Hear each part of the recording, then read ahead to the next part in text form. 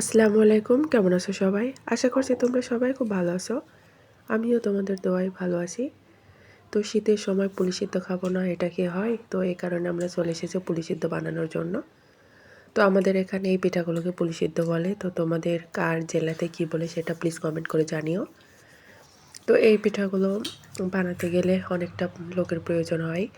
যেহেতু আমরা গ্রামের মানুষ, আমরা একা কোনো কিছু খেতে পারি না। আর গ্রামে সবাই এরকমই কোনো কিছু বানালে সবাইকে দিয়েই খাই। তো এই কারণে বানাতে গেলে অনেকগুলো করে বানানো হয়। তো এই কারণে আমরা সবাই মিলে বানাচ্ছিলাম। আর আজকে যেহেতু আমার শ্বশুর বাড়ি আর চাচা শ্বশুর বাড়ি একটু দূরে, তো 2-1 গ্রাম পরে। যেহেতু আমার শ্বশুর চাকরি করতে, এই কারণে এখানে বাড়ি করেছে। আর আগে যেখানে বাড়ি ছিল ওখানে আমাদের থাকা হয় না। আগে যেখানে আমাদের বাড়ি ছিল, শ্বশুর দাদা শ্বশুরের বাড়ি, তো ওখান থেকে চাচা শ্বশুর আসছিল। তো পিঠা বানানোর জন্যই পিঠা খাওয়ার জন্যই তাকে আসতে বলা হয়েছিল। তো এদিকে মামি বানিয়ে দিচ্ছে, আর আমি যেভাবে মুখ মেরে দিচ্ছি, আপু সিদ্ধ করছে আর মা এদিকে বসে আছে। তো ডালের পিঠা আর খেজুরের গুড়ের মিষ্টি 2 রকমই করা হয়েছিল। যেহেতু মিষ্টি করলে তো একটু ইচ্ছে করে ঝাল কোনো কিছু খাওয়ার জন্য, এই কারণে ঝালের মিষ্টির 2 রকমই করা হয়েছে।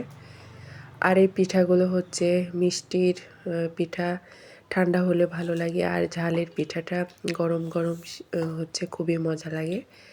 তো তোমাদের কার কাছে কেমন লাগে সেটা প্লিজ কমেন্ট করে জানিও। আর আমার ভিডিওটা তোমাদের কাছে কেমন লেগেছে সেটাও কমেন্ট করে জানিও। যদি একটুও ভালো লেগে থাকে তাহলে লাইক কমেন্ট করতে ভুলো না। তো এখানে এই যে চাচা শ্বশুর চলে এসছে। তো আমরা ঘরে বসার জন্য বলছিলাম। তো যেহেতু এখানে সবাই ছিল, তো এই কারণে বললো যে আমি এখানে বসেই খাবো। তো এখানে পোলাপা খাচ্ছে আর আমরা এদিকে বানাচ্ছি আর গল্প করছিলাম।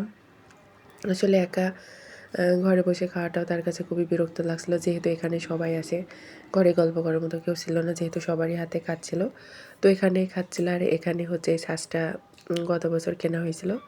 তো এখানে ছাঁচ দিয়ে পিঠা বানালে সুন্দর একটা ডিজাইন হয়। তো কিছু এরকম ডিজাইন করেও বানিয়েছিলাম। তো কিছু ঝালের মিষ্টির ডিজাইন করেও বানিয়েছিলাম। আর এই যে এদিকে মাও খাচ্ছে, আমরা এদিকে বানাচ্ছি।